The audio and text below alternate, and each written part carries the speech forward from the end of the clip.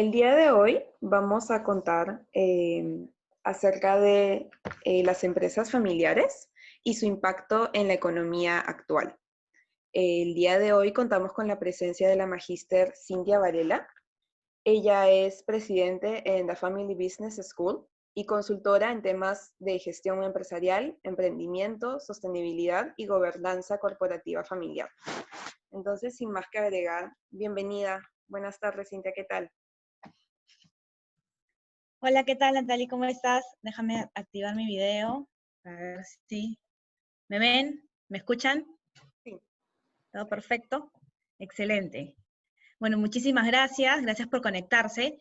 Y efectivamente, ahora déjenme compartir mi pantalla para compartirles mi presentación.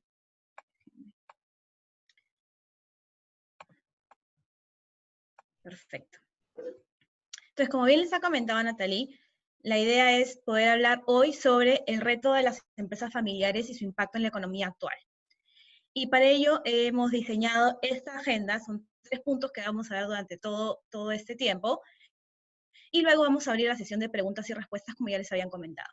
Hablaremos un poco sobre las empresas familiares en el Perú y el mundo, los retos y desafíos que tienen las empresas familiares en la actualidad, que van más allá de esta nueva normalidad que seguro deben estar cansados de escuchar, producto de la crisis sanitaria que estamos viviendo a nivel mundial.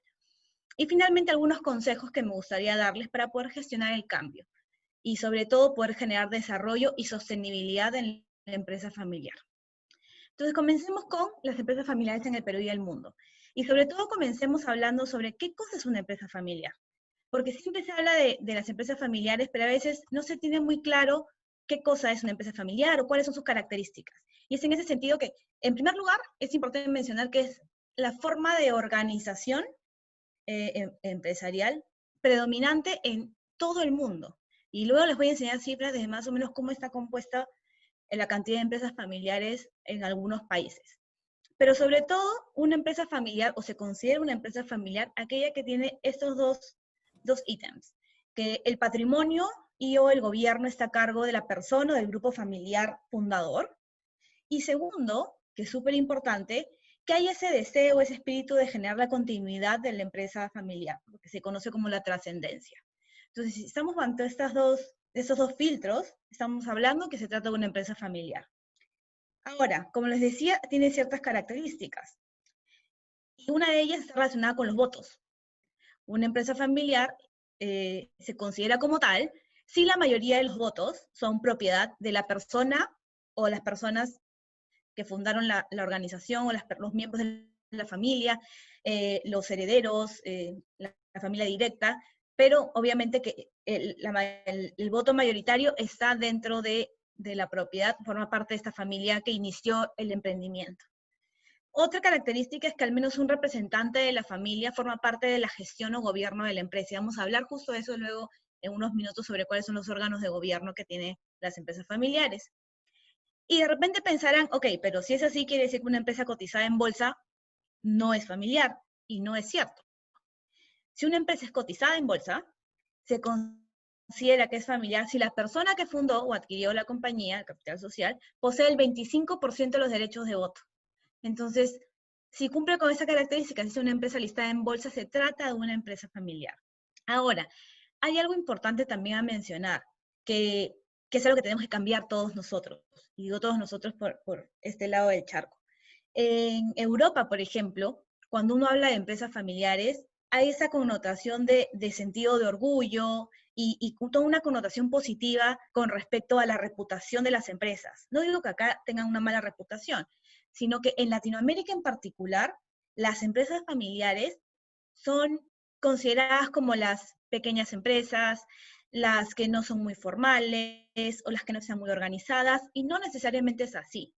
Sin embargo, esta percepción lo que hace es llevar a que a las empresas que, por ejemplo, van creciendo, o los grupos empresariales que van creciendo, a llegar a un punto en el que digan, no, yo no soy una empresa familiar, o ese grupo económico no es una empresa familiar. Y en realidad están equivocados, porque sí lo es. Quiero hablar ¿y por qué quiero hablar del emprendimiento? No solamente, y siempre hablo con mis exposiciones sobre esta fase porque me parece fabulosa, que no es solo la percepción que yo tengo o lo que creamos nosotros, sino que existen cifras que lo validan. Por ejemplo, el Global Entrepreneurship Monitor habla que el Perú está no solamente en el 5º lugar en el mundo, sino en el primer lugar en el índice de espíritu emprendedor en Latinoamérica y el Caribe, y nuestra tasa de actividad emprendedora es de 25.1. Eso implica que de cada 100 personas son 25 emprendimientos que se van generando. El tema es que no hay continuidad. El tema es que ahí es donde tenemos que trabajar. Por eso que de repente esa percepción de que soy chiquita y que tiene muchas oportunidades de crecimiento. Pero hay una gran capacidad de emprendimiento e innovación, que eso lo tenemos en las venas. Los peruanos somos muy creativos, somos muy emprendedores, y lo estamos viendo hoy día o ayer, ya no estoy muy segura ni en qué día ando, pero me contaban de la cantidad de empresas que se han constituido en estos meses de la cuarentena. Es increíble, es un número porque me lo dijeron súper rápido, y me pareció un número bastante alto. Entonces sí estamos hablando que hay una fuerza motivadora que te lleva o te empuja a emprender. ¿Y por qué les decía que hablo del emprendimiento y la relación que tienen con la empresa familiar? Es porque una empresa familiar nace del espíritu emprendedor de un fundador, o de una fundadora, una familia fundadora. Y el tema es que lo que ellos buscan es crear un negocio. Ustedes, si son dueños de una empresa familiar, lo que estás buscando es que no solamente genere réditos financieros para ustedes en términos económicos, sino también hay una serie de otros elementos alrededor, pero sobre todo uno quiere que esto continúe con las siguientes generaciones, que haya una suerte de trascendencia. Y ojo, no necesariamente tiene que ser con algún miembro de la familia, porque es donde entra toda la parte relacionada, la profesionalización del negocio, donde pueden invitar a ejecutivos o personas ajenas a la familia para que formen parte de la empresa familiar. ¿Okay? Pero sí me parece importante comenzar con esto porque ya se vamos aterrizando en el Perú, existen más de 3.5 millones de empresas, pero más del 80% son empresas familiares. El tema es que no tenemos todavía una cifra exacta, porque no hay, como en Chile, que ya hicieron dentro de su censo, han considerado una categoría para que las personas, propietarios de una empresa, puedan mencionar, de acuerdo con unas características, que son una empresa familiar. Entonces, de acuerdo con eso, sacan realmente cuántas empresas familiares existen en el país. Acá todavía no lo tenemos, esperemos que pronto se incorpore. Pero sí sabemos que aportan igual al PBI más del 40% y generan más del 60% del empleo. Ese es en el caso peruano. Si lo llevamos al mundo, de acuerdo con Atrevia, con la Cátedra de Empresas Familiares del IS Business School, con Harvard Business School, estamos hablando que primero, 2/3 de todas las empresas del mundo son familiares, que entre el 70 y el 90% del PBI mundial anual es creado o generado por empresas familiares. Y fíjense la cantidad el porcentaje de empresas familiares que se identifican en otros países. En Estados Unidos más del 90%, en Chile más del 60%, en Suiza más del 60%, en Italia casi el 100%. De todas las empresas son familiares. Entonces la idea es encontrar, es más, si a ustedes les gustan los vinos, por ejemplo, no vayan a pensar que no, si me gustan los vinos, pero no es que los tome tampoco todos los días, pero cuando saquen un corcho, normalmente en los corchos del vino, imprimen no solamente el viñedo, sino muchas veces colocan ahí el nombre, la familia empresaria que es dueña de ese viñedo, y que son viñedos que pueden haber pasado de generación en generación, que pueden tener a veces hasta más de 100 años de fundación, pero van pasando de la misma familia a la misma familia. Y les hablaba que tenemos varios retos y desafíos que enfrentamos en la actualidad. Y nuevamente, no estoy hablando solamente del COVID. Estoy hablando de que ya de por sí vivimos en un mundo que se llama VUCA. Es un mundo en constante cambio, muy dinámico. Sí, pues también estamos hablando que tenemos ahora un temita así bien ligero, que es el COVID, que ha venido también a cambiar la manera en la cual estamos haciendo los negocios. Pero sobre todo, si pensamos en una empresa familiar, pensemos que la propia complejidad de un negocio, cualquiera, sea familiar o no familiar, el reto que tiene una empresa familiar es que está involucrada también toda la parte de relaciones personales. Entonces ya eso hace como un doble reto para la empresa. No solamente tiene que cuidarse del entorno, las tendencias o los cambios que puedan venir de manera afuera, o sea, externos, sino sobre todo tiene que velar por una buena gestión de las relaciones personales de los miembros de la familia que conforman esta empresa familiar. Entonces creo que este es uno de los primeros retos y desafíos que enfrenta cualquier empresa familiar. No solamente el negocio, sino la familia. Entonces, aquí les he tratado de clasificar en 5 elementos. Uno es lo que llamamos la diferenciación entre empresa, que es la propiedad, el gobierno, la gestión, que son tres entes distintos, solo cuando todos son lo mismo o están en el mismo espacio. El tema es que a medida que vayamos creciendo, vayamos profesionalizando la organización de manera tal que estos espacios tengan el lugar que les corresponde y que incluso los temas que se discuten dentro de la familia empresarial tengan el espacio que les corresponda para que la gestión pueda ser lo más adecuada posible. El segundo punto está relacionado con la legitimidad y el liderazgo no centralista, que eso sucede mucho en las empresas familiares, y les voy a contar luego algunos ejemplos al respecto. El tercer punto, la famosa sucesión, y sobre todo la gestión generacional. Ahora que estamos conviviendo cada vez más generaciones en paralelo y se vienen las pandemias. Como cuarto punto, el alineamiento de los valores y las reglas claras. Como siempre dicen, reglas claras, amistad duradera. Esto sucede también en la familia. Las reglas claras tienen, y eso depende también de la misma familia, miembros de la familia que puedan desarrollar ese tipo de temáticas. Y finalmente la profesionalización, que deben haberla escuchado varias veces. Entonces comencemos un poco con respecto a esta diferenciación entre familia y empresa. Y les pongo esta frase que a mí me gustó muchísimo, que es: a family business is not a family house. O sea, un negocio familiar o una empresa familiar no es la casa de la familia. Eso es lo que les decía de poder mantener los espacios separados, los espacios donde correspondan. Es no llevar las actividades de la empresa a la casa y viceversa. Cada uno tiene su espacio. Sé que es difícil, pero en la medida que podamos lograr que cada situación se gestione en el espacio que le corresponde, vamos a poder ser una empresa mucho más competitiva y sobre todo ser una empresa más sostenible. Como dice acá, tratar a la empresa como, que en realidad tratar a la empresa como empresa o tratar a la familia como la familia es la regla de oro. O sea, como les decía, cada uno el espacio en el que tenga. Eso va a permitir que exista un equilibrio entre familia y empresa. Cuando no hay un equilibrio, se generan los conflictos. Y la idea es que no haya muchos conflictos, porque siempre igual van a existir algunas diferencias, porque es normal, es parte de las cosas que podamos tener cada uno de nosotros como seres humanos, y más aún si formamos parte de una empresa familiar, donde de repente cada uno tiene una idea distinta de lo que es la innovación, o lo que es el emprendimiento, o incluso qué tipos de actividades quieren realizar. Como les decía, no necesariamente la misma familia es la que tiene que permanecer a lo largo de los años en la gestión del negocio. Es ahí donde pueden entrar en el rol de gobierno del negocio. Entonces, habíamos hablado un poco de esta diferenciación entre familia y empresa, los espacios que correspondan, y les había hablado justo esto de familia, propiedad y empresa. Son tres espectros distintos. El tema es diseñar un modelo eficaz que permita diferenciarlos. Y cada uno de ellos tiene órganos de gobierno ad hoc. En el caso de la propiedad, es lo que conocemos como, o sea, que está la Junta General o la Asamblea General, el directorio, incluso un consejo asesor, que hace mucha falta a veces en las organizaciones. Lo ideal es que sea una persona externa a la familia. Y cuando digo externa a la familia, o un director independiente, por ejemplo, estoy hablando de alguien que realmente no solo no tenga el apellido de la familia, sino que no sea un amigo de algún miembro de la familia. Porque si es una persona que ustedes conocen de toda la vida porque es su pata y no sé, o se conocen de chiquitos, ya no es tan director independiente, porque ya tiene ahí un vínculo sentimental con la familia fundadora del negocio. En el caso de la familia, y voy a como propiedad familia empresa, en el caso de la familia existen dos órganos de gobierno importantes. Uno es la asamblea familiar y el otro es el consejo de familia.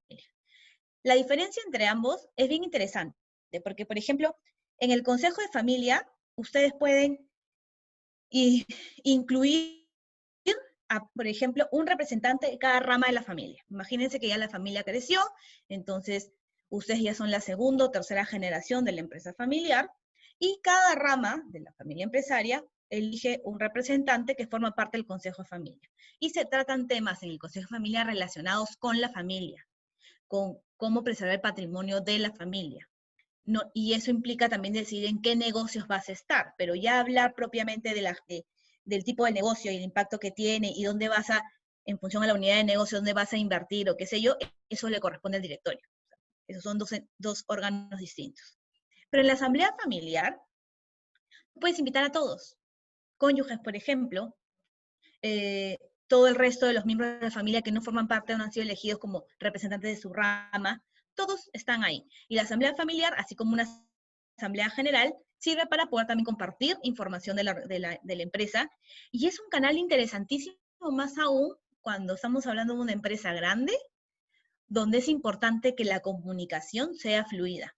Porque fíjense, en un curso que llevé en España hace ya un par de años, nos estaban comentando de lo importante que era para esta empresa la asamblea familiar. Sobre todo poder incorporar a los cónyuges de los miembros de la familia para que estén al tanto de las actividades de la empresa. Y ustedes dirán, pero ¿para qué? Si no forman parte de la gestión, ¿qué tendrán que ver? Pero en realidad, fíjense, en algún momento hubo un problema reputacional de la organización y tenían que sacar comunicados para poder explicar qué es lo que había sucedido y qué sé yo. Ellos consideraban en ese momento importantísimo incluir a los cónyuges en este proceso, de comunicarles, decir, este es el speech que debemos comentar, esto es lo que se debe decir. Porque decían, ¿qué pasa si nosotros nos preparamos todo el núcleo familiar de qué es lo que tenemos que decir si nos preguntan? Pero después sale pues el cónyuge y se encuentra con alguien en la calle y le preguntan y no tiene idea de lo que está sucediendo porque no está al tanto de la gestión del negocio y sobre todo puede dar una información que al final termine siendo contraproducente para la organización. Entonces, mantenerlos informados. Es más, esa familia también lo que hacía era, cada vez que iba a haber un nuevo enlace matrimonial, lo que hacían era compartirles el protocolo familiar, se los entregaban, esperaban que lo leyeran, después hacían una sesión de preguntas y respuestas, y tenían que firmar como en consentimiento de que habían leído y entendían lo que componía ese protocolo familiar. Porque al final tienen que respetar que esos son unos acuerdos, y los vamos a hablar en un momento, de la familia en la cual ellos van a empezar a formar parte o se van a integrar. Esa es la diferencia entre esos dos órganos. En el caso de la empresa, ya hablamos propiamente de comités de gerencia o comités ejecutivos, que también pueden haber miembros de la familia ahí, pero si se dan cuenta son espectros distintos, que tienen un foco un foco o un centro que es diferente uno del otro. Entonces, no podemos hablar de elementos y ustedes deberían ir gestionando. Eso no necesariamente es para una empresa grande. Si ustedes tienen una empresa pequeña o mediana, ustedes pueden ir estableciendo cuáles son los órganos de gobierno. La idea es simplemente respetar esos órganos. Si estamos en un directorio y por ahí sale algo que atañe a la familia y al patrimonio de la familia, es cuestión de decir, esto se va a tratar en el Consejo de Familia, no en el directorio, porque no corresponde. Y sucede a la inversa. O en algo más sencillo, la idea es que en los almuerzos, o bueno, ahora es más complicado, pero cuando habían esos almuerzos de domingo con toda la familia, que no se empiecen a tratar temas de la organización, porque también es tedioso. Sé que es difícil porque al final uno respira su organización y sueña, vive y está pensando constantemente en ella, pero nuevamente es encontrar los espacios donde correspondan. Y pensemos un poco de algunos de esos órganos de gobierno. Sobre todo me quiero centrar en el directorio. El directorio es un órgano esencial de cualquier empresa y no tienes que ser una empresa grande para tener un directorio. Ustedes pueden formar un directorio con los miembros de su familia, que puede ser al principio de repente algo informal, pero la idea es que empiecen a generar ese hábito de juntarse, sea mensualmente o cada 2 meses, para poder tratar temas del negocio. Y sobre todo porque esto va a permitir, como dice aquí, asegurar la continuidad de la gestión de la organización, esa mirada hacia largo plazo. Para eso sirve un directorio. Lo ideal es que puedan incorporar, como les digo, a personas independientes. Independientes nuevamente, estamos hablando de que no solo que no tengan el apellido de la familia, sino que no sea alguien que ustedes conozcan de antemano y que tengan mucha confianza con esa persona, porque ya pierde la objetividad. La idea es poder buscar a personas que realmente tengan esa mirada objetiva y que pueden darle un aporte. Y otro tema importante con los directores independientes, no tienen que ser perpetuos. Si ustedes están considerando o tienen en sus empresas familiares un director y si ya lo tienen por más de, no sé, pues de 5, 6, 7 años, vayan pensando en hacer un cambio. Y porque no es una persona competente o capaz, sino que tengan en cuenta que incluso más ahora las necesidades de la empresa van cambiando. Y al ir cambiando las necesidades de la empresa conforme el cambio del entorno, se requieren o se tienen nuevos retos. Y esos nuevos retos requieren de nuevas soluciones, que a veces necesitamos de repente un director que tenga mucho más foco, no sé, ahora en marketing digital, en herramientas digitales, alguien que tenga mucho más foco si ustedes quieren entrar de repente a un nuevo mercado, alguien que tenga la experiencia de haber entrado a nuevos mercados o del mercado al cual ustedes quieren ingresar. Entonces, pueden ir cambiando. La idea es que no cambien obviamente cada año, pero pero sí que no haya esa perpetuidad que al final termina siendo perjudicial para la empresa familiar. Entonces es como, hay familias que dicen, yo tengo un director independiente, pero tienen como 10 años, ya no es un director independiente. Ya no va a contribuir de la misma manera como contribuyó al inicio. El siguiente punto, si recuerdan, había una lista de 5, está relacionado con la legitimidad y el liderazgo no centralista. Es importante que una vez, ya está muy relacionado también con la sucesión. Es muy importante que cuando se haga una sucesión, se respete esa sucesión y se le dé el lugar legítimo a la persona que está sucediendo en la empresa, sea o no sea miembro de la familia. ¿Y por qué? Porque si no se va a distorsionar todo el proceso. Imagínense, miren que me contó también un empresario en España en este curso que fue fabuloso del IE Business School, que él ya lo que había hecho es decidir que su hijo, también un poco dictador, ¿no? Porque tenía 2 hijos, no tiene 2 hijos y había decidido qué negocios iban a manejar cada uno de los hijos. Pero bueno, ese es otro asunto. El tema es que cuando ya le dio la posta, por llamarlo de alguna manera, al hijo en una de las empresas, él hizo algo bien interesante. Él decía que cerca de la empresa había esa tienda por departamento que se llama en el Corte Inglés, y que en el Corte Inglés había una cafetería. Entonces lo que él hacía a partir de que dijo, bueno, a partir, no sé, imagínense, el día de hoy, ahora mi hijo va a ser el gerente general, él agarró sus cosas y se fue a esa cafetería, a una cuadra de la empresa. Y el hijo, si es que tenía alguna duda, quería preguntar algo, qué sé yo, lo que tenía que hacer era, más que llamarlo, el señor le gustaba que lo fuera a buscar. Entonces el señor podía estar todo el día sentado en el Corte Inglés ahí tomándose un café. Y cuando le preguntamos por qué hacía eso, su respuesta me pareció bien interesante, porque él decía, en el primer momento que yo pise nuevamente su oficina, la gente va a empezar a preguntarme a mí las cosas de la empresa, y ya no le van a dar el lugar que le corresponde a mi hijo. Y yo quiero que él empiece a ser la figura dentro de la empresa. Eso es una manera.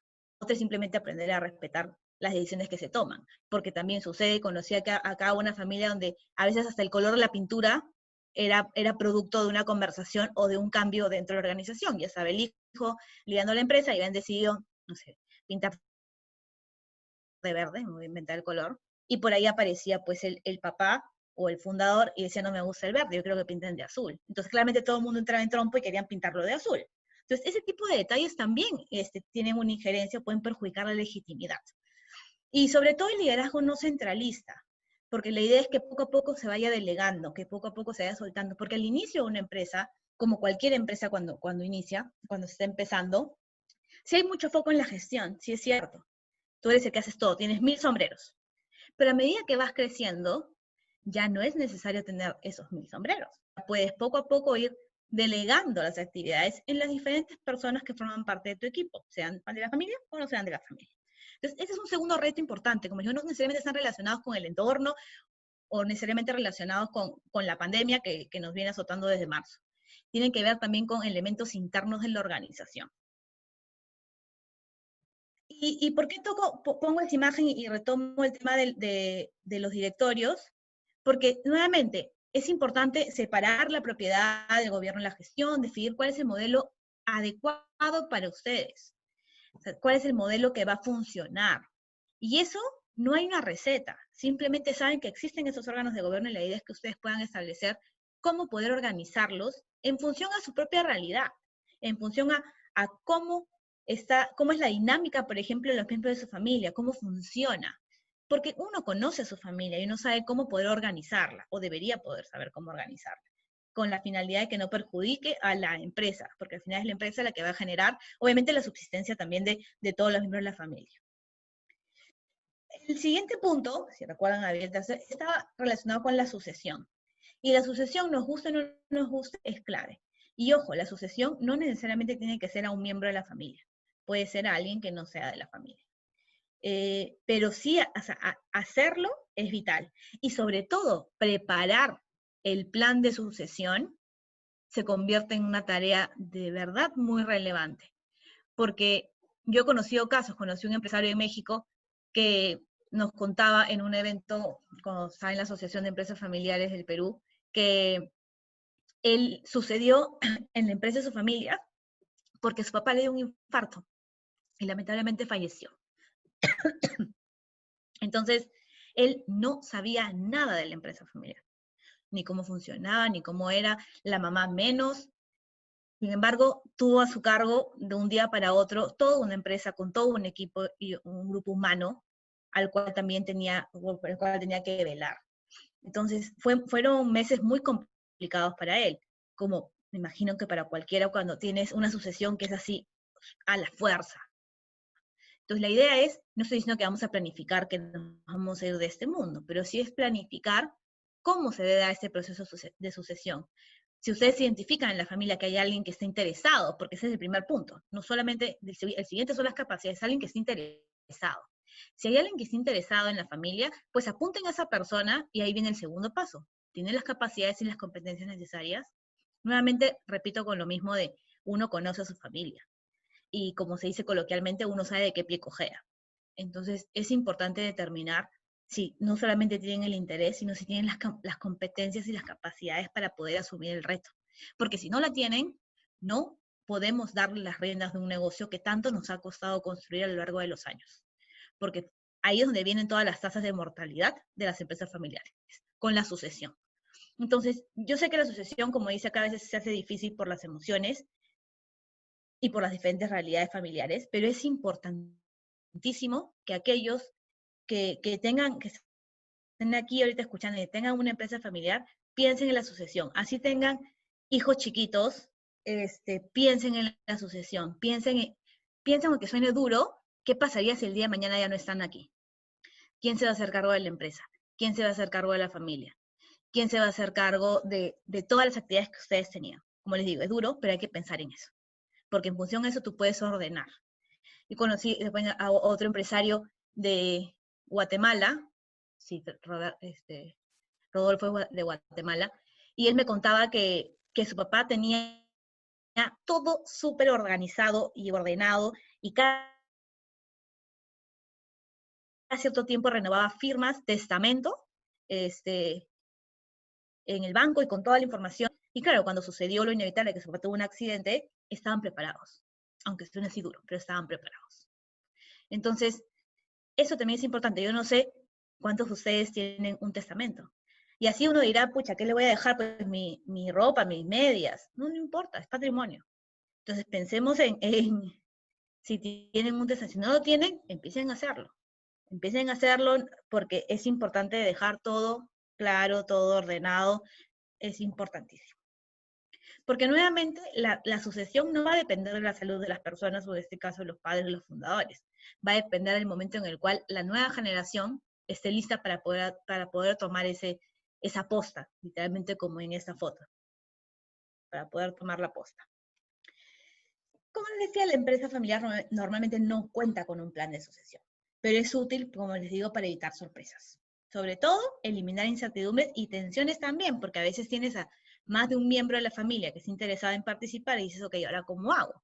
Entonces ahí puedes encontrar diversas formas, hasta yo conozco a familias que lo que han hecho es que compitan, no una competencia tipo los Juegos del Hambre, sino una competencia con un headhunter independiente que pueda evaluar a tanto estas personas, miembros de la familia que quieren formar parte de la organización en la gestión, como de candidatos externos que no sean de la familia. Y ahí es el que tenga las mejores capacidades o la mejor preparación, porque uno tiene que buscar la calidad en los cuadros o los mandos que tenemos en las empresas. Y relacionado con la sucesión está todo el tema, como les comentaba, de las generaciones. No solamente las generaciones, pensaba también todo ese tema relacionado con las minorías, relacionados con las mujeres, los millennials, los centennials, ahora que vienen los pandemials. Entonces también tenemos que aprender de todas las generaciones porque cada una de ellas aporta a la complementariedad de un negocio. Y fíjense que esto de la complementariedad no es un tema de si eres mujer, si eres... No. Estamos hablando de diferentes puntos de vista. Porque si estamos todos igualitos, como en el mismo grupo etario, y todos tenemos las mismas características, mucha innovación no vamos a traer al negocio. Pero si tenemos a gente que viene de diferentes entornos, con diferentes antecedentes, eh, diferentes edades, dependiendo, también es importante. Es como tratar de crear productos para niños y que no tengamos de repente, no digo que vamos a tener en el directorio un niño, pero sí que testeamos el producto con un niño. El adulto no es el público objetivo. O si lo ponemos ahora en un caso de adultos, fíjense que por muchos años L'Oreal la marca de productos de belleza, L'Oréal, no tenía en su directorio, por muchos años no tuvo, a una mujer. Y no es un tema nuevamente por si es mujer o no.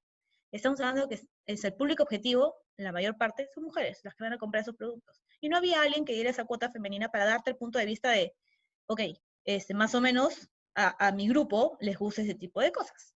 Entonces también es importante traer esta diversidad o variedad a la organización. Como les digo, no es un tema solo de género, estamos hablando de generaciones también, de minorías, porque aportan perspectivas complementarias a la empresa y a cualquier organización. Sobre todo a los directorios. Piénsenlo, traten de poner una cuota variadita de diferentes campos. Uno debería formar un directorio pensando en las estrategias que quieren seguir y en función a eso, a las temáticas, decir, ok, yo necesitaría un perfil de director, como les digo, de repente ahora full enfocado en marketing digital, de repente en manejo de crisis, también podría ser, pero sobre todo, de repente gente que pueda aportar en cómo utilizar ahora pues medios digitales para poder vender, porque ahora tu mundo se ha vuelto virtual. El cuarto punto está relacionado, como les decía, con la alineación de los valores y las reglas claras, porque es importante que la familia y los miembros de la familia estén alineados, y eso implica no que todos tengan que pensar lo mismo o querer lo mismo, ¿sí? Eso implica el reconocimiento de qué cosa quieren o esperan cada uno de los miembros de la familia. Porque, por ejemplo, si a alguno de los miembros de la familia no le interesa continuar en la empresa familiar o ni siquiera después en su momento hacerse cargo de la misma, no podemos obligarlos. Más bien hay que ver, ok, ¿cómo puedes aportar? Porque, ojo, desde donde estén o hagan lo que hagan, así sea fuera del sector de donde está la empresa de la familia, igual puede generar valor y aportar a su familia empresaria. Y acá les cuento otro caso que nos sucedió que en una familia, no les puedo decir el nombre, pero esta familia tiene una empresa que está relacionada con el tema industrial, pero uno de los hijos no le interesaba y él lo que quería era estudiar comunicaciones. Entonces estudió comunicaciones, él me comentaba que le daban siempre los estados financieros de la empresa, le invitaban a los directorios, pero nunca le interesó. Y claro, como tipo la oveja rebelde, él hizo su propia empresa de temas de branding, se abrió, perfecto, todo está ahí muy bien. Pasaron los años y luego, cuando se da el proceso de sucesión en la empresa de la familia, asume un familiar suyo que era un primo. Él se encarga ahora de la empresa.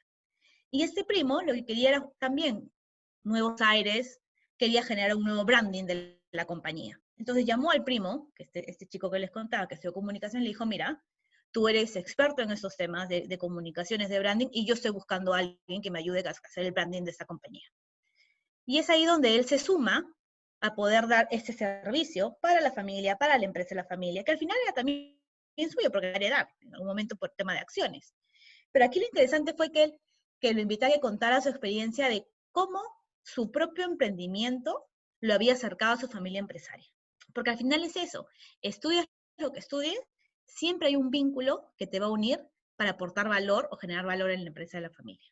Simplemente hay que encontrarlo, hay que darle la vuelta a eso. Entonces, la idea es que una vez que esté alineado, es también entender qué cosa quieren, porque de repente, y también qué cosa quieren ustedes, porque también conozco familias donde no desean que ningún miembro de la familia, ninguno de sus hijos, sobrinos, suceda en la empresa familiar, que ellos vayan directamente al directorio. También pasa. Pero sin embargo, hay muchas que lo que no quieren que se pierda nunca es el espíritu emprendedor. Entonces, conozco familias que lo que han hecho es ir estableciendo fondos para poder invertir en los emprendimientos de los miembros de la familia. Claro, no les dan la plata por su linda cara. Hay todo un proceso y hay un jurado que es ajeno a la familia que puede evaluar esos proyectos y decir, sí, efectivamente hay que financiar, tipo los Shark Tank, donde obviamente es a cambio de un equity, no es gratis tampoco. Pero es encontrar las maneras en las cuales se pueden conjugar. Y sobre todo, como les decía, las reglas. Siempre las reglas tienen que estar claras. Entonces, ¿qué quiere cada uno? ¿Qué espera cada uno? Encontrar cuál es el camino donde pueda aportar. Porque si no, va a generar problemas en la organización a largo plazo. Y relacionado con cómo poder ir ordenando esto, o qué herramientas se puede utilizar, es el protocolo familiar. Y ojo, el protocolo familiar, ustedes van a encontrar seguro un montón de consultores que les van a decir que los pueden hacer su protocolo y que va a ser un proceso súper rápido. Tengan cuidado, porque el protocolo familiar, en primer lugar, es un acuerdo de la familia, como verán, que va a recoger, como dice acá, códigos, normas, acuerdos al que se han puesto de acuerdo en ese documento y que todos van a respetar. Eso implica que cuando nosotros armamos un protocolo, tiene que ser ad hoc a la familia. Van a encontrar un montón de modelos en internet. Si quieren, bájenselos, porque la estructura es la misma de cualquier protocolo. La estructura es idéntica, pero el contenido es lo que cambia. Y eso es un proceso de construcción grupal, participativo, porque depende de cada una, de cada familia, depende, o sea, tiene que reflejar las particularidades o singularidades de la familia. Yo conocí una familia en Ecuador que me contaba que acababan de terminar todo su proceso de protocolo, estaban felices esas hermanas que eran de segunda generación, pero me comentaban que estaban pensando en contratar a alguien para que las ayudara a velar que se cumpla con el protocolo, porque se les hacía muy difícil. Entonces, yo lo que le dije fue, mira, no tengo idea quién te ha hecho el protocolo, debe ser súper bueno y todo, pero no está como aterrizado a tu familia. Porque si estamos hablando que es poner en un papel cosas que nosotros ya estamos haciendo y en las que estamos de acuerdo, tan difícil de implementar no es. Quiere decir que no está reflejando lo que verdaderamente tu familia quiere o siente. Por lo tanto, es importante eso, importante cuando busquen a alguien que los ayude, piensen en eso, no es tan rápido, no es como ya en una semana se los tengo, en un mes se los tengo, es un proceso que requiere tiempo. Y es más, no necesariamente un protocolo es para todos, porque ustedes pueden empezar, si quieren agarrar un cuaderno, si es que no tienen uno, agarren un cuaderno y empiecen a establecer reglas que funcionen para su familia, y reglas que van a ir perdurando en el tiempo. Desde de repente, cosas que podrían parecer tan simples como, si ustedes tienen, no sé, gastos que pagan en la empresa para la familia. Una cosa es cuando recién son pocas personas y empiezan a pagar, no sé, me invento, ya la gasolina. Una cosa es que sean, no sé, pues 3 hermanos, y pagan la gasolina de 3 hermanos. ¿Qué pasa si sus hermanos tienen hijos y los hijos van creciendo? Ya no van a ser 3, súmenles ya por lo menos hay un hijo cada uno, ya estamos hablando de 6 personas, el doble. Entonces, ¿van a seguir pagando la gasolina a todos los miembros de la familia o no? No sé, eso va a depender de ustedes. Entonces, nuevamente, estas reglas son ad hoc, tienen que reflejar lo que ustedes quieren. Si ustedes quieren pagarle la gasolina a todos, páguenle. Si eso los hace felices, sigan adelante. Pero es importante que les permita este documento, ustedes, como decía acá, regular estas relaciones entre propiedad, empresa y familia. ¿Por qué digo regular? Porque los componentes de un órgano, los componentes de un protocolo familiar tienen justo estos elementos. De los órganos de gobierno y dirección, que hemos visto que hay 3 tipos, o sea, 3 grupos, y cada grupo tiene sus propios órganos de gobierno y dirección. El protocolo también incluye los valores de la familia. Temas de filantropía también, porque de repente la familia se compromete con una causa que quiere ayudar. Muchas veces los empresarios lo que hacen es tratar de desarrollar proyectos para generar oportunidades de desarrollo en las zonas donde ellos vivieron o donde ellos crecieron, porque de repente emigraron de alguna ciudad y quieren retribuir a la ciudad que los vio nacer o al pueblo que los vio nacer para poder ayudarlos a que ellos también crezcan y se desarrollen como él lo ha logrado. La sucesión del negocio y la propiedad, porque una cosa es quién sucede en la gestión del negocio y otra cosa es quién va después a heredar el negocio, en términos de, si hablamos de acciones. Sistemas de compensación también, porque obviamente hay que tener un sistema de compensación adecuado. El código de conducta, la formación de la familia. Algunas familias establecen en el protocolo porcentajes o montos para poder pagar estudios superiores, maestrías, temas de salud también se pueden incluir. Hay un montón de información. Nuevamente, como les digo, o sea, la estructura es la misma, solamente que el contenido cambia, porque ustedes no quieren o no lo hacen. Y hay muchos otros. ¿Para qué sirve o por qué sirve? Acá hay una infinidad de razones. He tratado de recopilar las 9 principales. No es solamente que genera unión y cohesión porque estamos dando un acuerdo.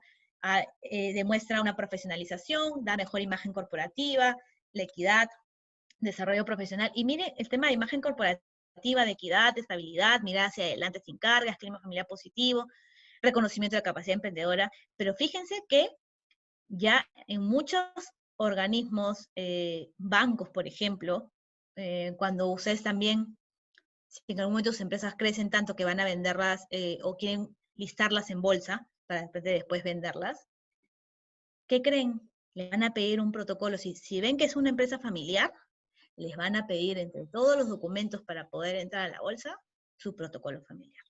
Algunos bancos, yo conozco familias aquí en Perú, que algunos bancos ya les están pidiendo, tienen una buena relación con ellos, pero ya les están pidiendo, como ven que las generaciones van creciendo y etc., les van pidiendo su protocolo. Así que no es una cosa de menos.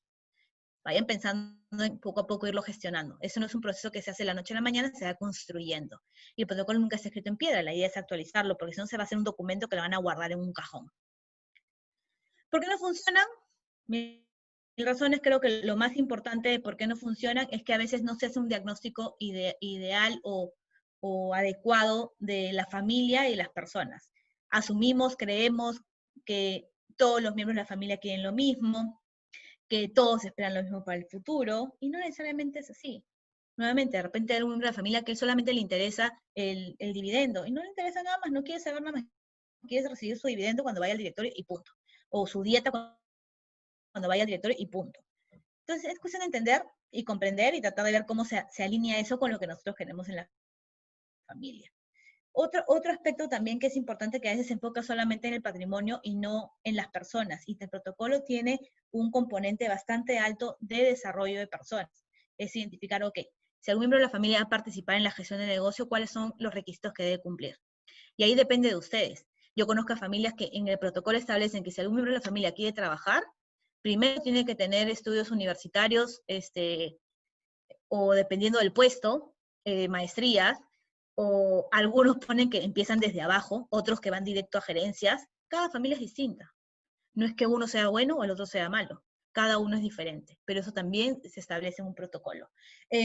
Por otro lado, el tratar de tomarla a la ligera. Creo que eso es algo que puede resumir todos estos cuadritos que les muestro aquí, y les digo a la ligera porque, como les decía, es un proceso participativo. Entonces, en la medida de que no haya participación de todos, hace que el documento no sea tan fuerte.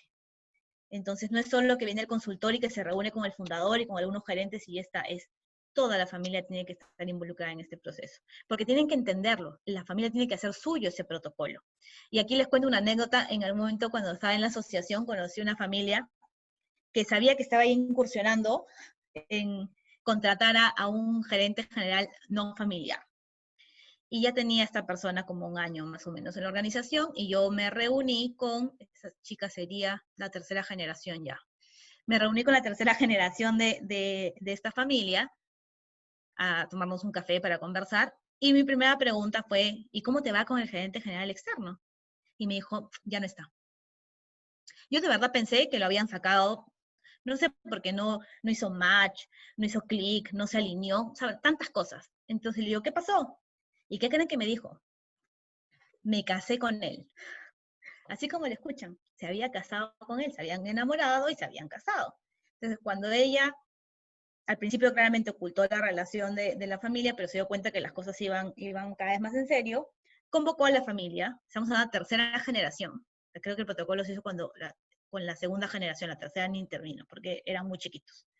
Pero cuando ella ya estaba más grande y estaba formando, o sea, empezó a trabajar en la organización, le dieron este documento, es como, esos son los acuerdos de la familia para que los haga suyos. Y en el documento establecía que ningún cónyuge podía trabajar en la empresa familiar. Nuevamente, ustedes pueden decidir si quieren o no. Ese es un tema personal. En esta familia en particular no querían.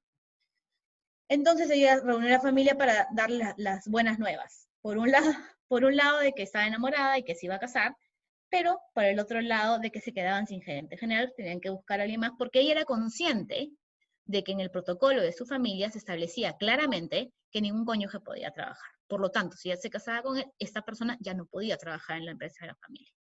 Ahí se pueden ver desde dos lados. Por un lado, qué importante es que así no hayan participado en el proceso de creación de un protocolo, que las siguientes generaciones lo hagan suyo y que hagan que se respeten cada uno de los acuerdos que están en el mismo. Por otro lado, si lo vemos desde como les digo, el otrarista, tal vez se podría haber ajustado. No estamos hablando de que es una persona con muchas capacidades y competencias. Se puede ajustar el protocolo. Nuevamente les dije hace un rato, no sé si recuerdan, que no está escrito en piedra. Es un documento orgánico que tiene que ir cambiando. Si van cambiando las generaciones, si van cambiando la familia, van teniendo nuevas expectativas, necesidades, etc., se tiene que ir ajustando en función a eso. Es como el protocolo tiene que crecer con la familia. Entonces, ya para ir cerrando con la parte de profesionalización, Profesionalizar la empresa familiar implica mejorar la estructura de gobierno corporativo que ustedes tengan. Y eso, aunque suene que complicado, lo hacen solo las empresas grandes, no. Son reglas claras, simplemente. Ese es el gobierno corporativo, reglas claras. Definir los roles, los derechos, la responsabilidad, la interacción que va a existir entre los principales órganos de gobierno de la empresa. Eso es profesionalizar. E incluso cuando se habla de profesionalización de las empresas familiares, no siempre se tiene que considerar que eso implica estar fuera de la familia, formar parte de la organización, porque tú puedes tener buenos dentro de la familia. Entonces, profesionalizar es simplemente empezar a no sé, contratar a personas que trabajen en la organización que cumplan con un perfil adecuado en función a las necesidades que se tengan y a los requisitos que ustedes necesiten, sea de la familia o no sea de la familia, no importa. Pero nuevamente va a depender de ustedes. Hay gente que dice, yo con la familia no trabajo ni aunque me paguen, y hay otros que sí que no tienen ningún problema. Igual sucede con los cónyuges. Yo con los cónyuges no hay forma, y hay otras familias que los abrazan sin ningún problema. Va a depender de cada una. De acuerdo con Manuel Bermejo, que justo es uno de los profesores que conocí en el IE, me gusta mucho esto, ese tema de la gobernanza o el ecosistema de familia-empresa, se podría sintetizar en estos 5 puntos. Entender el contexto, porque cada familia, entender el contexto en el que vive la empresa, entender el contexto en el que estamos inmersos, entender el contexto de la dinámica propia de la familia. Analizar las singularidades, como les decía, todas las familias tienen sus puntos positivos y todas tienen sus oportunidades de mejora. El tema es no sernos del ojito cerrado con las cosas negativas, al contrario. Es ver cómo eso lo capitalizamos o al menos evitamos que genere un inconveniente para la empresa. Definir los retos de la familia y del negocio. Y en la parte del negocio justo pongo esto, sin perder la esencia. La empresa familiar puede seguir creciendo, pero no pierde la esencia. Yo conocí en un evento aquí hace un par de años que hizo, me parece que el Banco Mundial, y trajeron a una chica de la familia Aguado. La familia Aguado de República Dominicana ya tiene como 5 generaciones, 6 generaciones. Ella era la 5ª generación, imagínense, la 5ª generación. Y está encargada de la fundación de la familia. Y lo interesante de esta chica, que además me pareció encantadora, es que ella contó a la audiencia cómo empezaban sus reuniones de asamblea familiar y sus reuniones incluso de consejo familiar. Todas y cada una de esas reuniones comenzaba con el credo de la familia. Es una empresa que ha crecido, una empresa familiar que ha crecido tanto, pero comenzaron siendo agricultores. Entonces, hicieron como un credo, como si fuese un himno, donde reconocían la labor de los fundadores que venía de la agricultura, el trabajo en campo, el trabajo manual.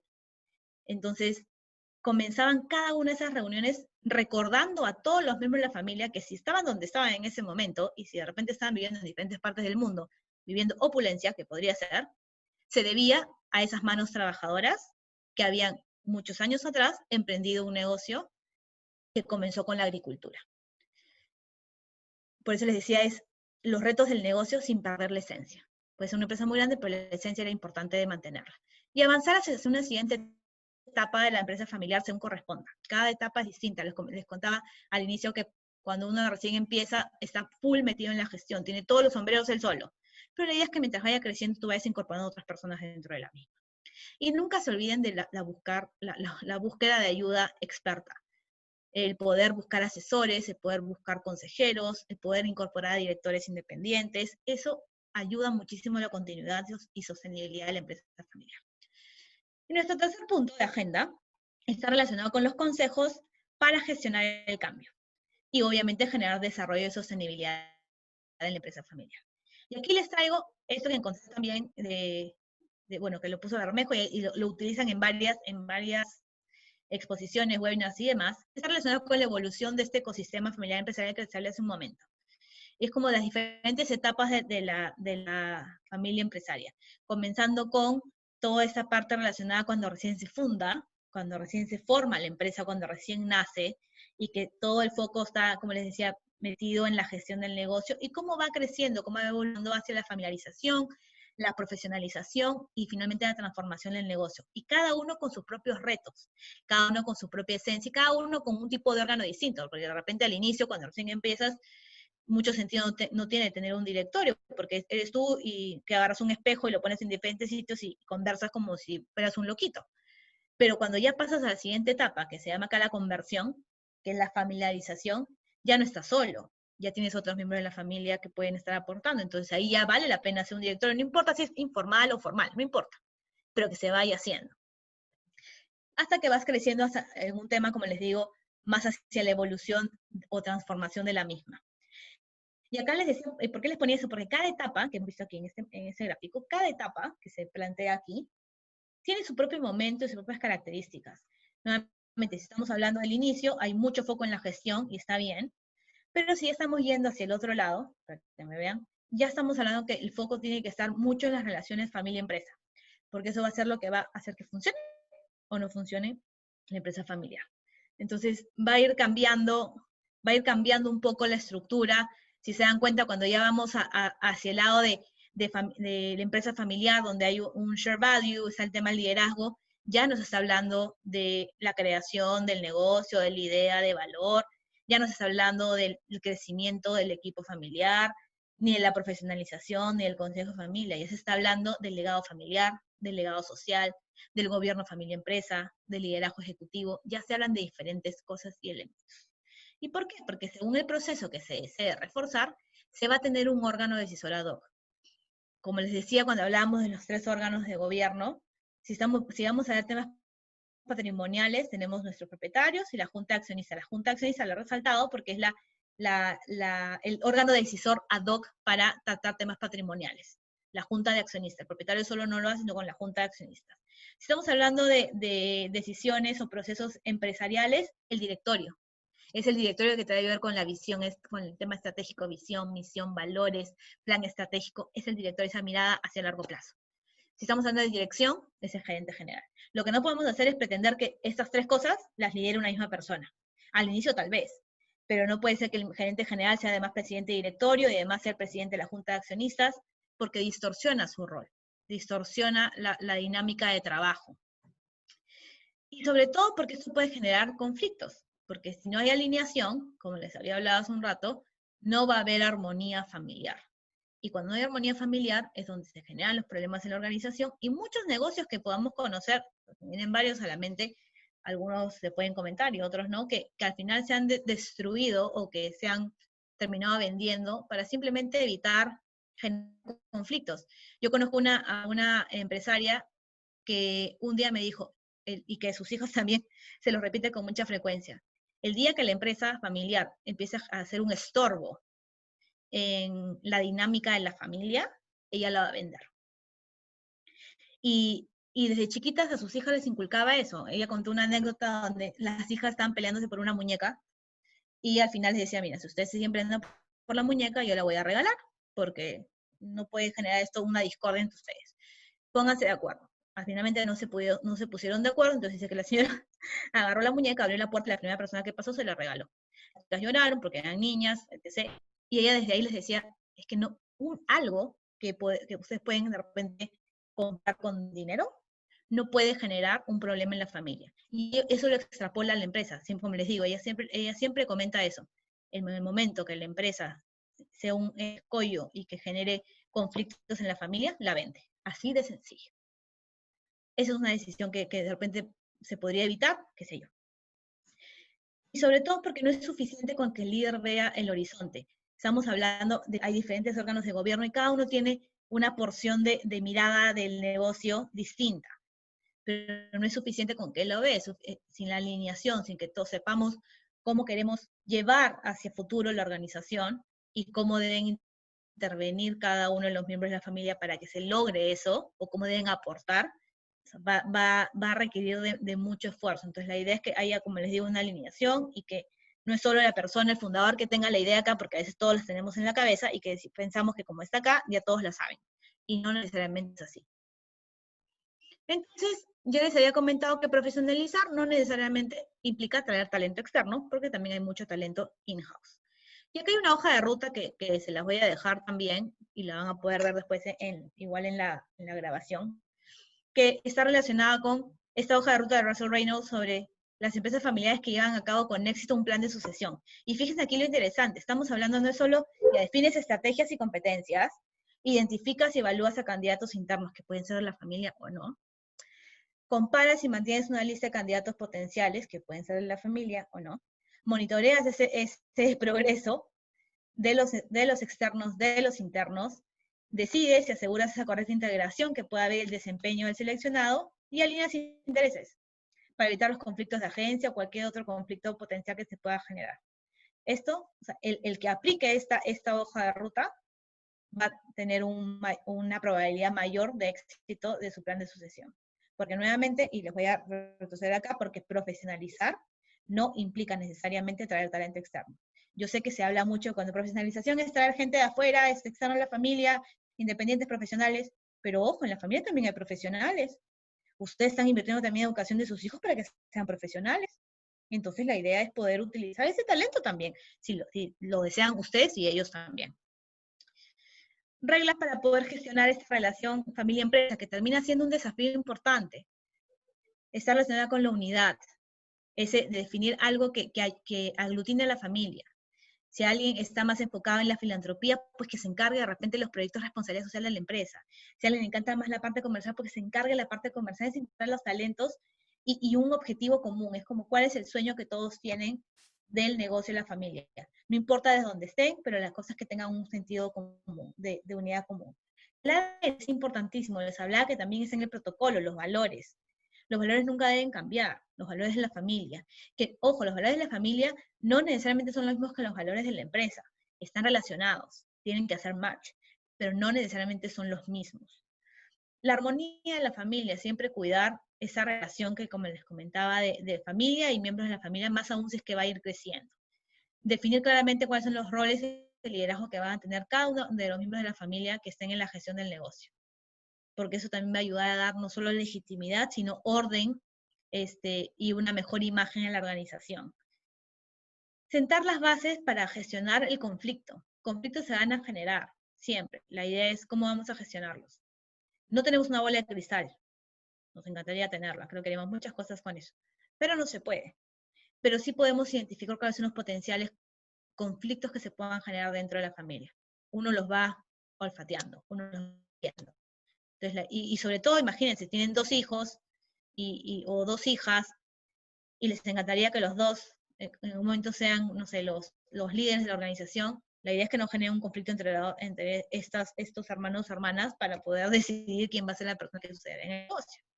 Comunicación. Y acá habla de decir las cosas con franqueza, que establezcan los canales de comunicación adecuados, ideales para que la gente de manera transparente cuente lo que le gusta y no le gusta de la empresa. Qué quiere y qué no quiere la empresa. Porque puede haber gente, o sea, miembros de la familia que digan, ¿sabes qué?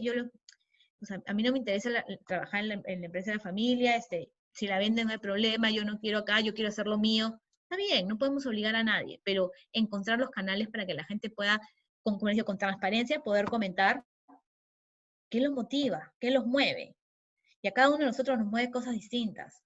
Y no podemos pretender que les muevan las mismas cosas que a nosotros. Pero eso va de la mano con el respeto.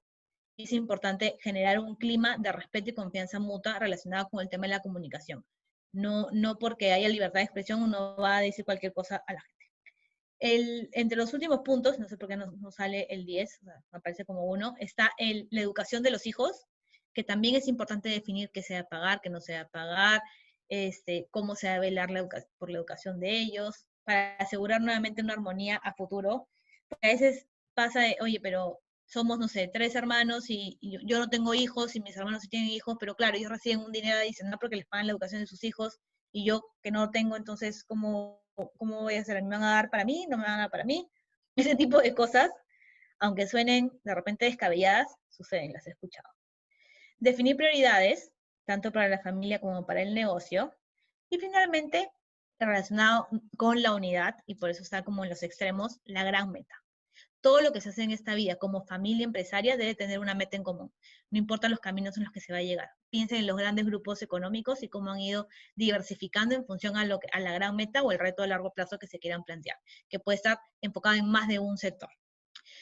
No olvidemos que otro reto relacionado con el mundo que vivimos ahora está relacionado con la reinvención. El que no se reinventa sale del mercado. Y cuando hablamos de reinvención, lo primero que se me viene a la mente es la innovación. Y el tema con la innovación es que pensamos de que la tradición con la innovación están divorciados o están peleados. Y en verdad no, están súper alineados. Sobre todo porque también pensamos a veces cuando hablamos de innovación que está relacionado con tecnología. Y claro, es una parte de, pero no todos los procesos de innovación corresponden a tecnología. Por ello que es importante promover el intraemprendimiento y la innovación en la empresa familiar. Aprovechando que hay estudios, porque eso no lo traigo yo, donde hablan que el 76% de las nuevas generaciones de la empresa familiar sitúan la innovación como una prioridad. Aprovechemos eso, no solamente el reconocimiento que es importante, sino pensemos en cómo integramos ahí nuevamente a las nuevas generaciones para poder generar proyectos de innovación. Pensando, como les digo, que no necesariamente la innovación está relacionada con la creación de productos desde cero y con la tecnología. Eso es una forma de innovar, pero hay muchas otras más. Hay incluso acá les traigo, y eso se los voy a pasar rápidamente, porque es solamente como plus, la rueda de la innovación, que son diferentes formas de innovar, desde las que tienen más cara hacia adentro de la organización, cero contacto con clientes, pero que tienen un impacto en los clientes, desde la parte relacionada con la configuración de los productos, perdón, con la oferta de los productos, o ya con la que tiene más cara hacia el cliente, que está relacionada con la experiencia. Entonces, por ejemplo, con la configuración, que es hacia adentro, eso no tiene nada que ver con el cliente, tiene un impacto en el cliente, pero corresponde a un cambio interno, está relacionado con crear nuevos modelos de ganancias, de repente nuevas formas para poder incrementar el ticket promedio, o cómo generar más dinero, las conexiones, que también es importante si vamos a integrarnos o no verticalmente, la estructura, si es una estructura que permite abrazar la innovación o no, eso es hacia adentro, que al final se crean nuevas cosas y que se pueden extrapolar hacia el cliente, que tiene un impacto en el cliente. Metodologías distintivas. Y aquí, por ejemplo, me detengo a hablar de McDonald's. Si ustedes tienen a veces franquicias, por ejemplo, dependiendo del negocio en el que estén, a veces son los mismos franquiciados los franquiciantes los que pueden sacar ideas novedosas de mejoras de procesos. Entonces no dejemos de lado el escuchar qué nos dice no solamente los clientes, sino también la gente que trabaja en la organización. O, como les digo, la gente que tiene franquicias. Y acá les ponía el ejemplo de McDonald's porque me pareció interesante que todo el tema de los productos de desayuno que nosotros vemos ahora, bueno, ya no los vemos, pero los veíamos en McDonald's, todo ese tema de desayunos fue creado en una de las franquicias. No salió de la corporación, salió de simplemente una prueba que quiso hacer una de las franquicias para ver cómo generar más tráfico de gente a la hora del desayuno, que normalmente no hay mucha gente, pero tú ya abriste el local. Entonces, también está relacionado la innovación con la oferta, y esta es la que es más conocida siempre. Cuando uno habla de innovación, está relacionada en cómo mejora el desempeño del producto o cómo hago todo un sistema de productos. Pero nuevamente, no es la única forma de innovar. Y también tú puedes innovar con el tema de la experiencia, que son grandes retos y desafíos que tenemos que enfrentar como empresa en general y sobre todo como empresa familiar. ¿Qué tipo de servicio o de soporte mejoras le vas a brindar alrededor de la oferta que ya tienen? Ahora pensando en el delivery, los nuevos canales de cómo voy a entregar mi oferta de productos o servicios a los usuarios o los clientes, de qué manera novedosa. Entonces, no tiene nada que ver con la tecnología, tiene que ver con cómo mejoro las formas en las cuales voy a llegar a ellos. La marca también. Hay muchos emprendimientos sociales, ambientales o empresas sociales, que no estamos hablando que son filantropías, sino que están buscando el desarrollo económico también. Y obviamente la generación de organización, pero se compra un pleito, lo que hace es buscar cómo generar un impacto en la zona de influencia. Y el compromiso del cliente, ver cómo generar esos espacios. Fíjense ahora cómo en las redes sociales se utilizan mucho procesos de colaboración, donde el cliente, no sé, se interviene de manera, no sé si es total, pero casi total a veces en la creación de un nuevo producto o servicio, o en la mejora de un producto. Las encuestas sirven también para eso, para poder levantar información de qué otras cosas más puede hacer la organización para poder mejorar la interacción que tiene con ellos y de esa manera generar un mayor nivel de compromiso, de fidelización del cliente con la organización. Entonces, también otro reto está relacionado con la innovación. Y nuevamente, no es solo tecnología. ¿Por qué es importante? Porque eso va a permitir que las empresas familiares perduren en el tiempo. Si uno no innova, como decía la diapositiva anterior, abrazar el cambio, reinventarse, etc., ahora, sobre todo, salimos del mercado. Y ojo, pensarán, ay, qué fácil es decirlo, pero créanme que estoy escuchando un montón de emprendimientos que están dándole la vuelta a la situación porque el peruano es así, somos un país creativo, somos un país emprendedor, y los mejores emprendimientos, ¿dónde salen? En épocas de crisis. ¿Y qué estamos viviendo? Una época de crisis. Entonces veamos, sé que es difícil a veces, pero tratemos de abrir un poco el espectro y ver qué podemos hacer, porque algo se nos va a ocurrir, porque inteligentísimos somos. Y bueno, finalmente, lecciones y recomendaciones para pasar a la parte de preguntas y no pasar mucho el tiempo, es visualiza a los miembros de tu familia como un directorio, tal cual, y en función a eso identifica competencias y el aporte que pueda dar cada uno de ellos a la empresa familiar. No olvides separar, yo sé que es difícil, pero separar lo que es familia y trabajo, aunque suene complicado porque es un solo espacio a veces, pero es necesario empezar a gestionarlo. Buscar siempre un mediador de conflictos, un coach. Hay coaches que trabajan con familias empresarias, asesores, consejeros, siempre pivoten. O sea, yo sé que a veces se genera muchas veces el síndrome solitario, de que estás solo contra el mundo, y que dices, pucha, ahora con quién hablo, que crees que solo a ti te pasan esos problemas, y créanme, no necesariamente es así, pueden haber otros en la misma situación, entonces a veces es encontrar espacios donde podamos compartir información con otros. Por eso que se forman tantas asociaciones y grupos, es porque la gente quiere compartir ese tipo de cosas, y escuchar, oye, ¿cómo hicieron otros? Lecciones aprendidas, ¿cómo hiciste tú? No quiere decir que los mismos pasos vas a tener que seguir y que va a ser igual de exitoso, pero sirve porque ya vas escuchando y dices, ok, entonces esto podría pasar y uno se prepara. Las estructuras, como les decía, y un buen sistema hacen que las empresas familiares sean más sostenibles y competitivas y sobre todo tengan proyección a largo plazo. La sucesión no siempre es simple y no siempre es un proceso que se pueda definir en un plan, pero es necesario que se pueda gestionar, es necesario que empecemos a pensar y empecemos a tomar ciertas acciones para ese proceso de sucesión. Sobre todo porque posponer ese proceso puede ser muy perjudicial para la empresa familiar, porque no somos de acero y no tenemos todos los años de la vida comprada y nos encantaría vivir más de 100 años a todos, pero no necesariamente es posible, son muy pocos los privilegiados. El mejor momento para empezar un protocolo, porque es importante que vayan estableciendo reglas, y le voy a poner protocolo entre comillas, es cuando hay periodos de tranquilidad. Si están en conflicto y dicen, ya, este es el momento de pasar el protocolo, ya están tarde. Ya están tarde. Porque al contrario, se tiene que hacer cuando hay tranquilidad, y que yo sé que es complicado, casi nunca hay tranquilidad, pero cuando hay estabilidad empresarial es donde son los mejores momentos para hacer protocolo, cuando no hay conflictos. Fíjense, nada más trata de extrapolarlo cuando ustedes están, no sé, molestos o fastidiados con alguien. No van a tomar buenas decisiones, porque están ofuscados por la situación. Lo mismo sucede cuando se hace un protocolo. Estén alertas, y hablando de la innovación para cerrar, estén alertas, tengan la mente abierta ante no solamente los cambios que están sucediendo y que están escuchando día a día, sino que busquen tendencias. Y ojo, un tip que les doy, no solo se enfoquen en lo que están haciendo ahorita, por ejemplo, en las empresas de su propio sector, que pueden ser en otros países, no importa. Fíjense y abran un poco el espectro y vean qué están haciendo empresas de otros sectores.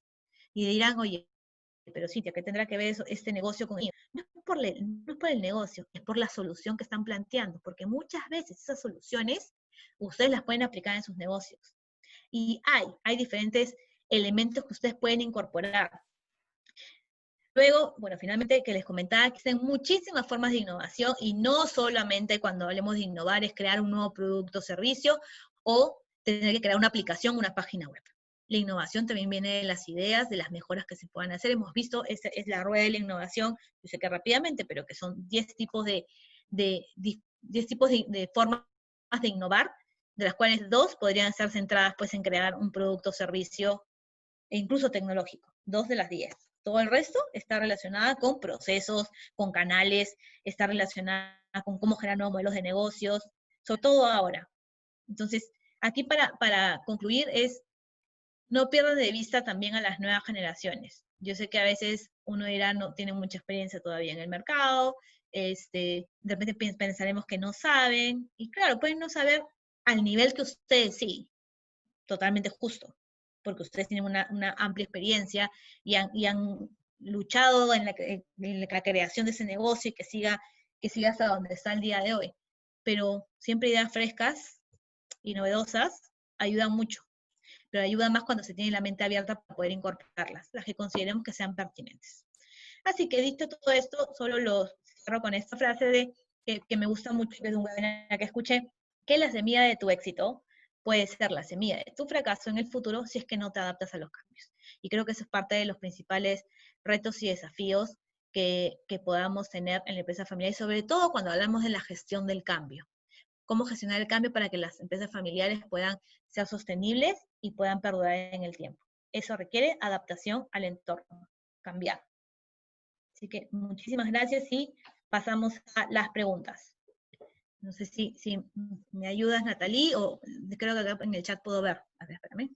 Y las estoy viendo en orden. También tenemos una Ya. persona que ha levantado la mano, pero vamos a mantener un ratito el orden. Ya. Vamos a empezar desde aquí. Miguel Ángel, ¿puedo compartir la presentación de todas maneras? Bueno, yo digo de todas maneras, pero tengo un correo con Natalie. Yo encantadísima de compartírsela. Yo se la voy a mandar a Natalie en PDF para que sea fácil de pasar y se los comparto. Sí, el día jueves les vamos a estar enviando tanto la Ya, grabación como el material que nos brinda. voy a anotar para no olvidarme, porque si no anoto ya las ideas se me van a pasar, PPT. Yo te lo paso ahora mismo terminando esta presentación. Ok, muchas gracias. Ya, no sé si comenzamos desde arriba, a ver, espérenme. Acá, a ver si te ayudo leyéndola. Hay una persona que nos dice, me pareció muy importante lo que menciona sobre crear valor a la familia. Mi familia es muy numerosa y solemos aportar muchas ideas buenas al negocio. Sin embargo, pasa que el tener tantos aportes tampoco es bueno porque no podemos tomar decisiones rápidas. ¿Qué nos recomendaría? Ay, Andrea, ahí lo que te recomiendo es que creen un espacio que lo puedan llamar de innovación, o como quieran, de repente simplemente de cháchara y conversación, pero un espacio donde todos puedan aportar. Hay herramientas que pueden aplicar como el Lean Canvas, el Business Model Canvas, o simplemente empezar a soltar y pivotear ideas donde hay un proceso de construcción. Entonces, dense un espacio, me voy a inventar, de repente, no sé, una vez al mes se juntan para poder soltar ideas y hacer una lluvia de ideas de cosas que puedan utilizar para poder mejorar el negocio. Entonces, todas las ideas muchas veces tienen relación entre ellas. Entonces, ahí yo les recomiendo que puedan usar. Yo sé que estamos en cuarentena y que no deberíamos juntarnos físicamente, y dirán, ¿por qué me lo dice? Porque lo interesante es poder utilizar estos papelitos que son los famosos post-its, donde la gente anota ahí las ideas. Es más, está en la presentación acá justo. Anota las ideas que tienen, una idea por post-it. Y ustedes dirán, ¿y cómo hago si no estamos juntos? Pues hay hasta aplicaciones, yo les voy a compartir y voy a anotar, compartir. Hay aplicaciones donde pueden hacer esta suerte de post-its, pero virtuales. La gente anota una idea por post-it, la va pegando y luego alguien tiene que moderarlo, ir juntando las ideas porque a veces van a tener puntos en común o se pueden agrupar. Y luego que se agrupan ya ustedes pueden pasar un proceso de identificación de cuál puede ser el proyecto en el cual se van a enfocar, o hacen un ranking después de esas agrupaciones, y dicen, ok, de acá pueden salir, me voy a inventar 5 proyectos, y hacen un ranking, se ponen de acuerdo, votación, si quieren anónimo, de matada de mano, no importa cómo, pero la cosa es que identifican ese ranking de proyectos para poder, y ahí con eso dicen, okay, empezamos con el proyecto 1 y se empieza a trabajar al respecto. Entonces sí tienen que encontrar un espacio adecuado para poder hacerlo. Entonces pueden crear un área de innovación, como les decía, dentro de la empresa, que o sea, un área que puede ser de staff suelta, ¿no? Pero que pueda aportar ideas diferentes al negocio. Entonces, eso les recomiendo. Un Business Model Canvas. Hay varias aplicaciones. Yo les voy a mandar a compartir lo de los post-its en línea para que puedan utilizarlo. Ok, Pero en los canales. No puede ser en cualquier reunión, en cualquier lado. Encuentren un canal oficial. Llevan una reunión como un check-in, si quieren. Una reunión que puede ser mensual, donde se junten los que quieran, los que puedan, etc. Y ahí hacen este trabajo de proceso de creación. ok, muchas gracias. La siguiente pregunta es, en el Perú, ¿cuánto es la tasa de mortalidad de las empresas? Y en comparación con los demás países de Latinoamérica, ¿cómo sería? Uy, aquí sí es una pregunta bien complicada de responder, y te digo por qué. Normalmente lo que se dice es que estamos hablando que el 20% más o menos de las empresas familiares pasan una segunda generación, que menos del 10% pasa una tercera, y después de todo eso, menos del 4% pasa a una cuarta generación. Eso es con respecto a empresas familiares. Pero en el caso en el país, hay una connotación adicional que hace que de repente esa cifra pueda ser diferente, y está relacionada con la propia tasa de mortalidad de las empresas en general. En el país estamos hablando que más del 90% son MIPES. y son las MIPES las que todos los años se crean miles, y o sea, se crean y sobre todo también se dan de baja también a miles. Entonces ahí sí nuestra cifra está como un poco modificada o no refleja realmente cuál es la tasa de mortalidad de las empresas familiares en general. Pero comparado con los demás países de Latinoamérica, sí se nota una gran diferencia porque aquí nuevamente no se genera mucha continuidad de las organizaciones porque los proyectos van muriendo en el camino, y sobre todo también porque, como les comentaba al inicio, cuando las empresas empiezan a crecer mucho, ya no se consideran empresas familiares. Entonces ahí cuando empiezan a hablar de la tasa de creación o de crecimiento, ya estas grandes empresas que siguen siendo familiares ya no forman parte de este estudio, porque ellos mismos ya no se conocen como tal, o se desconocen como tal. Entonces esa es una respuesta un poco truculenta. Muchas gracias. La siguiente pregunta es, ¿qué cosas son trascendentales de incluir en la empresa para poder apuntar a que se vuelva mediana y luego gran empresa? Muchas gracias. Una de las cosas que se podría llamar trascendentales, yo creo que al inicio es la organización. Cuando un negocio recién empieza, obviamente yo les comentaba, todos tenemos, o sea, no todos, mejor dicho, tenemos un mismo sombrerito, una sola persona, hacemos de todo. La principal actividad que podríamos realizar para poder ir creciendo con nuestra empresa está relacionada con la delegación. Llega un punto en el cual debemos aprender a soltar.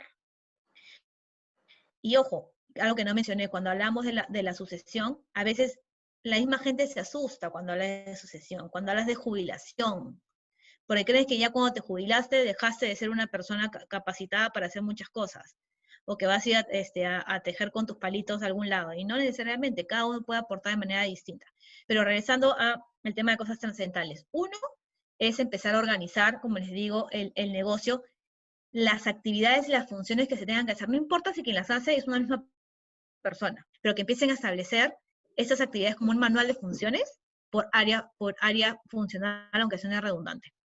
Ese es el primer punto. Otro tema importante, y que es no menor, está relacionado con las finanzas. Cuando una empresa recién está creciendo, y a veces también todavía se mantiene cuando va a ser mediana, es que los gastos de la familia terminan saliendo del mismo pozo de la empresa. Y claro, al inicio, o sea, es el patrimonio de la organización, de la familia, yo sé, pero fíjense en una microempresa, tienen una misma cajita y de ahí sale toda la plata. Y no hay una diferenciación de cuánto es lo que se gasta en la casa, cuánto es lo que se hace, digamos. Creo ese es otro punto importante para poder crecer con una empresa o con un emprendimiento, la separación de los gastos. No importa si salga al final del mismo pozo, pero el identificando cuáles son los gastos de la empresa y cuáles son los gastos de la familia. Y en función a eso, empezar a darle la responsabilidad a cada miembro de la familia para que asuma sus propios gastos. Pero eso está en función también, en la medida que uno va creciendo, hasta establecer sueldos, por ejemplo. Normalmente cuando uno emprende en un negocio no tiene un sueldo. Imagino que lo han pasado ustedes también cuando han emprendido en sus negocios. Al principio todo es para el negocio. Y es más, cuando hay a veces conflictos o algún problema, o como puede suceder ahora, son los últimos en cobrar. Pero, por ejemplo, otro punto es eso, establecer también un sueldo. Y cuando se establezca un sueldo, no se pongan el sueldo mínimo que a veces uno busca para dejarlo en papel y que ya esté.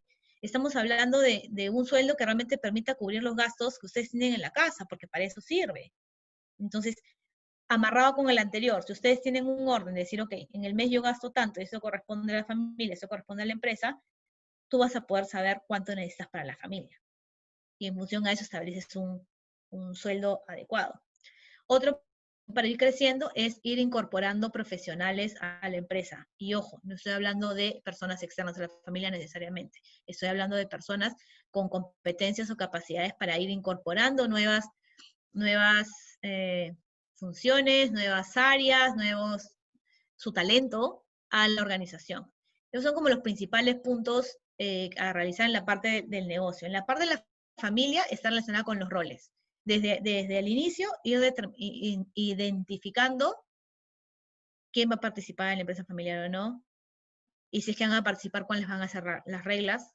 Cualquiera va a poder hacerlo en cualquier puesto, cuáles son los requisitos, hasta, por ejemplo, los horarios de trabajo, que podría ser algo tan simple pero que puede generar incluso un conflicto interesante. Creo que esos son de los primeros elementos que se deberían hacer para poder apuntar a esa mediana y gran empresa, que luego te va a tener otros retos, porque a la medida que vas a ir organizando tu negocio y vas a ir incorporando herramientas básicas, vas a ir requiriendo nuevas cosas.